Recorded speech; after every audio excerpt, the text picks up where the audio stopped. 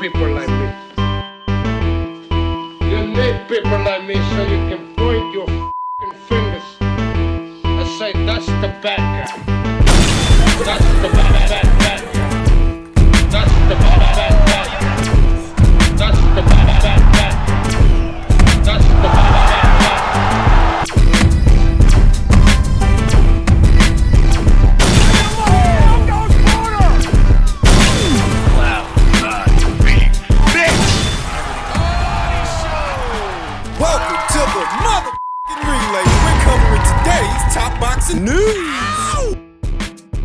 Okay, we'll start with this. An interesting exchange I saw play out on Twitter as it pertains to Clarissa Shields. A Twitter user who goes by the name I'm 50 and 0 in these streets said, Clarissa Shields is the standard for women's boxing. Argue with your mammy. Ain't no way around it. If it's a popularity contest, pick your poison. If we're talking about the sport of boxing, there is only one standard for women's boxing, and that's Clarissa. Clarissa is like the Beyonce of women's boxing. Alicia is like the Cassie of women's boxing. Compared to her, Jack, I'm not gonna say this shit no mo. Big Clarissa Shields fan. To which Retro Savage responded, nah fam, not my goat. All those inflated accomplishments and shit ain't gonna fly over here. The girl fought Perkins, who was 43 years old with only 5 fights, 4 undisputed. Crazy thing is, the heavyweight talent is so trash. They just threw the other belts in. She didn't even have to earn them. Then, she's been bringing fighters up to heavyweight. All her fighters she fought are old fighters. Only good name is Savannah, who just lost to Jadeja Green. A victory that's not aging all that well. So I'm noticing that as more and more people become aware of Clarissa Shields as she ventures outside of the boxing space, people aren't drinking the Kool-Aid as easily as they used to. There's starting to be a lot more pushback, a lot more scrutiny, and I'm noticing talking points that I've raised here on this channel many times. Here at year's end, we're at the point in the year where the boxing pages and periodicals and content creators hand out their year-end awards, and I saw more than one give Clarissa Woman of the Year, Woman Fighter of the Year, but for having fought who? Danielle Perkins, a 43-year-old fighter with only 5 professional fights who before fighting Clarissa had never fought in a 10-rounder. She was not a world champion at the time that they fought. She's winning Woman Fighter of the Year for fighting Danielle? Or is it Lonnie Daniels, who she brought up from light heavyweight up to heavyweight? Awarding Clarissa Shields this kind of a designation for dominating a barren weight class is tantamount to being the funniest person in an empty room. If I had to designate a name for that award in the year of 2025, it would sooner be Michaela Mayer for climbing up to a 3rd weight and becoming a champion there in dominant fashion, against the reigning champion in Mary Spencer, who was noticeably bigger than Michaela Mayer, but that didn't stop Michaela from dominating her and winning every single round, picking up 2 alphabet titles in doing so. I would sooner give that award to Michaela than Clarissa. I would sooner give that award to Shernika over Clarissa, because Shernika picked up all the alphabet titles in the bantamweight division, beating then champion Shurita Metcalf. She didn't just beat, she stopped. She dominated and stopped Shurita to collect almost all the belts at 118. What about Ellie Scottney, who fought in a unification match earlier this year against the longest reigning champion at her weight, Jamie Mercado, who she dominated? I would say beating Jamie and dominating her is more impressive than anything Clarissa did this year, but of course, token American exceptionalism prevents people from highlighting the accomplishments of other fighters, because Michaela's the wrong skin tone, Shernika's not American, and neither is Ellie. We don't beat around the bush on this channel. You think they're gonna give a New Zealander an award? Or a Brit? How many times do I gotta tell you? Nobody's more xenophobic than the American boxing fan. These year-end awards are more like, who do I have more in common with? Ethnically, racially, nationally, who lives closer to my house? It's not an adequate reflection of what actually happened in the sport this year. Raining down plaudits on Clarissa to beef up her resume, her career accolades, with little to no context, that what you're dominating is an empty weight class where there's nobody to fight. 3 of the 4 titles that she won in the heavyweight division were manufactured. They literally made them up, then threw them on the line in the Perkins fight. What do you mean made them up? They didn't exist before that fight. It's not just that nobody was holding them, they literally weren't available to fight for. Seems like they're always billing Shields' fights as undisputed title fights because it's very easy to go undisputed when there's nobody around, where there's no real competition. You're the best fighter in an empty division, the funniest person in an empty room, And the prettiest. That's why I've never been given to these claims that Clarissa Shields is somehow the greatest woman of all times or even the best boxer in the sport right now. It's been a long time since she fought in a meaningful fight, a significant fight, and nothing she did this year was of any significance, but some people pretend it was. Yeah, like that 50-0 in the streets guy who claims that she's the standard. She's the standard for often fighting for titles that no one is holding in barren weight classes that no one is watching. If she were the standard for this sport, then women's boxing would still be a novelty that's in the gutter. You gotta pretend to be excited to see Clarissa pounce on these girls everybody knows she's gonna beat. You have to pretend. You gotta act like it was this, monumental achievement. I ain't got time for that shit. Over to the continued fallout of Junto Nakatani's lackluster super bantamweight debut. Guy who goes by the name Jay is back on Twitter said, Brian Norman versus a high-volume pressure guy, Junto Nakatani versus a high-volume pressure guy. One is called ass because he came up short against one of the elite. The other is called pound for pound because he beats up little bums at the smaller weight classes. He's basically comparing the Santi Leon fight to Junto's more recent fight with Sebastian Hernandez. But I would ask, was Brian Norman fighting at his fourth weight when he fought Santi Leon? No. If you're going to compare the Santi Leon fight to the Hernandez fight, you know that Junto was fighting at his fourth weight after having been a champion in the previous three. How many divisions has Brian Norman been a champion in? Not as many as Junto. How many champions has Brian Norman beat? By my count, Junto's beaten at least two in Santiago and Nishida. How many champions did Brian beat to become a champion? 0. Accenting what I've been talking about the last 2 days, that American boxing fans are unnecessarily harsh on foreign fighters because what he's really doing is lambasting a fighter who debuted at a fourth weight because he didn't look perfect. But how would Brian Norman look at a fourth weight?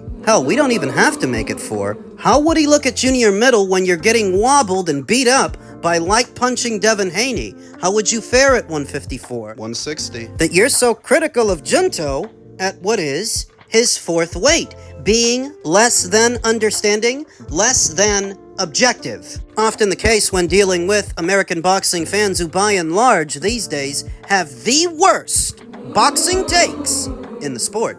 Seeing a swell of individuals that are now going with Bam Rodriguez to beat Junto Nakatani, where before it was perceived as being a 50-50 fight. Now, you got a lot of people saying that Bam would beat Junto based on how Junto looked with Sebastian. My question is, well, how would Bam look with Sebastian? Gonna take shots at Junto for how he looked with that guy. How would Bam look with that guy when Bam is even smaller than Junto? Bam Rodriguez has the right style for the job. Against the come-forward pressure fighter, he's got the style, though perhaps not the size. Bam is a small guy, smaller than Sebastian, even smaller than Junto, that may be going up to 122. If it's dangerous for Junto, you don't think it's dangerous for Bam? Junto eked out a win. I scored that fight either 7-5 or a draw. Junto's problem in the fight wasn't his boxing acumen or his movement. That's actually what kept him in the fight because his power was not having the desired effect. So if Junto's power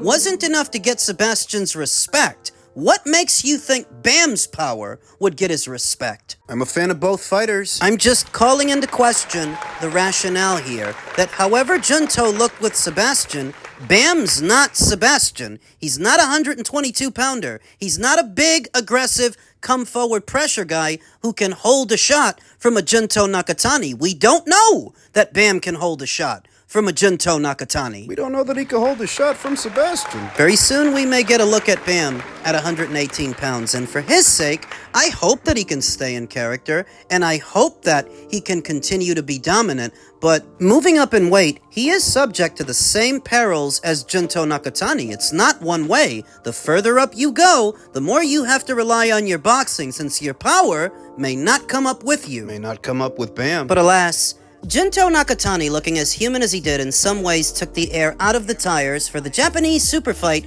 between him and Naoya, that now Junto looks beatable. It's a bit easier to envision Inoue outclassing him because where Junto looked beatable, Inoue was dominant against a bigger, younger fighter in Picasso. The old saying goes that you're only as good as your last fight. Well, Inoue looked damn good in his, and Junto, not so much. No else looked dominant in their last fight, though.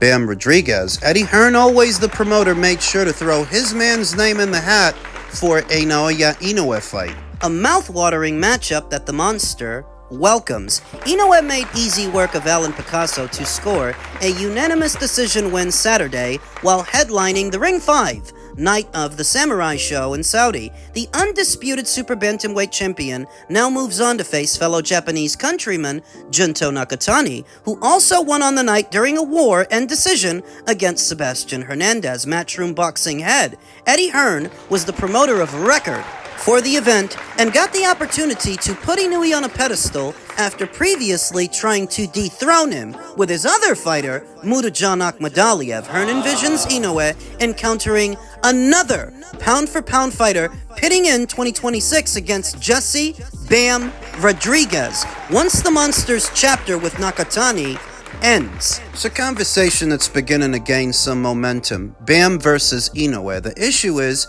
they're removed by weight. Bam currently campaigns 2 divisions south of Inoue at Superfly. So what is the expectation? Because this is not like jumping up 2 weight classes to fight Carlos Cuadras on short notice. Inoue is just too good, Hearn told The Ring. He's so cold under pressure and played with Picasso at times. I probably would have liked to see him step on it a little bit more, but he did it with ease against a very good fighter in Picasso. That's 2 straight points wins now for Inoue, and there will be other fighters now who think they'll do well against him. It's going to be interesting to see what the future holds. I think Rodriguez versus Inoue is a hell of a fight. It's difficult to pick holes in Inoue. He's a fantastic fighter, but I am watching that and thinking, I like Jesse's chances. Maybe this time next year, we could be looking at that fight. Rodriguez is currently the Ring Magazine, WBA, WBC, and WBO Super Flyweight Champion. He has aspirations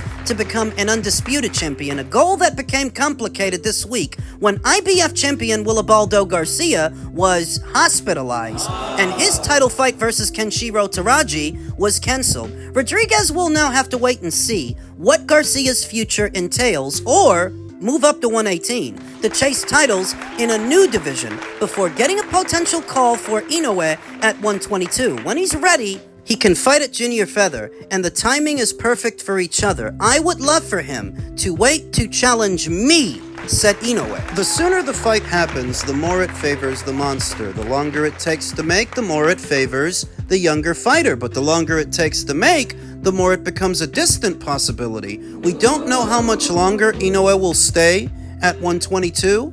I don't get the sense that he's on the verge of moving up. Not yet. But if we're talking about a year or a year and a half down the line, well, that far along he might. A lot is being made of Inoue's last 2 fights going to the cards. Is the Monster on the back 9? Is he in decline? I wouldn't rush to that assumption or that any of that applies to Bam Rodriguez, because Murodjan Akhmadaliev obviously had more time at 122 than Bam has now, and David Allen Picasso, while green, he's a very big 122-pounder. So if nothing else, that makes him durable, more durable than Bam would be at this new weight. Doing this fight in a timely fashion would require Bam to hopscotch from 118 to 122 or skip 118 entirely. And this is not a faded Carlos Cuadras you're fighting. The sooner the fight happens, the more it favors Inoue. The question is, how soon does Bam Rodriguez want that fight? Because Inoue is open to it. Is he willing to jump up 2 weight classes to take on the Monster? Potential implications. There is still a sizable portion of the American boxing community that does not want to give Inoue his flowers. They are still very critical of him, if for no other reason than he is foreign. So how much would they like it if a homegrown American fighter like Bam were the one to beat him? Potential implications. Just playing devil's advocate, and knowing what we know about the American boxing scene, they don't traditionally watch the lighter weights. Even with talented fighters like Bam, it would take something big. It would take a lot for Bam to cross over because super flyweights and bantams and super bantams conventionally don't. Not in America. Not into the mainstream, they don't. Making the Inoue fight for Bam a unique opportunity, perhaps. A once-in-a-lifetime opportunity to do something that most guys at the lower weights don't do. Achieve stardom at the lighter weights with the Americans. Just imagine if Bam were to catch Inoue at the right time and he beat him. Wow. That would be big. That would be a blip on the Americans' radar. Enough that theoretically Bam would be one of the few fighters at the lighter weights who actually crossed over into the mainstream. But of course, this is easier said than done.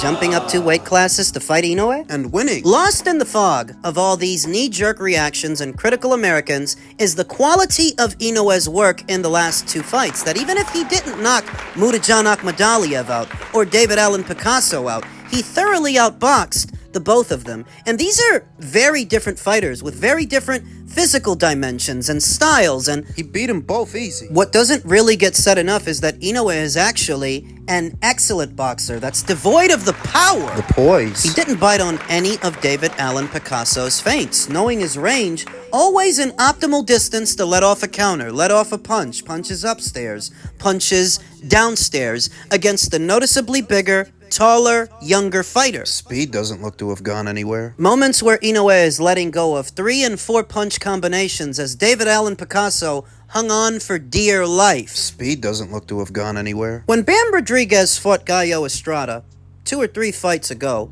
Gallo had not fought in a little over a year's time, older then than Inoue is now, and we saw in that fight that Gallo was able to get in with a good shot and score a flash knockdown. That was a faded Gallo that did that. What would Inoue do? I'm a big fan of Bam Rodriguez, I say it all the time, but I'm also a realist. As much as I like him, the sooner that fight happens, the more it favors Inoue. And if Eddie Hearn decides to hit the gas on that and urge Bam to move up for the monster, you tell Bam, there's nothing going on at 118 that would be bigger than a fight with Inoue at 122, and he adheres to your counsel. He actually listens to you.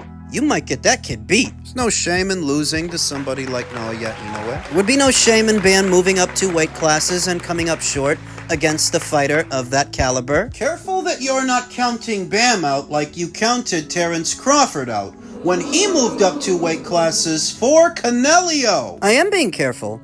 The misconception is thinking that anybody can do that under any circumstance, that it's gonna work every time. Be a hell of a fight if they made it. And a hell of an opportunity for Bam if he were to take it. But I don't know that I can favor him to win that one. And as usual, we're putting the cart before the horse because we're not actually on the eve of a Bam versus Inoue fight. Nakatani versus Inoue is what's next on the menu. Let's get to that first, and then we can talk about Bam.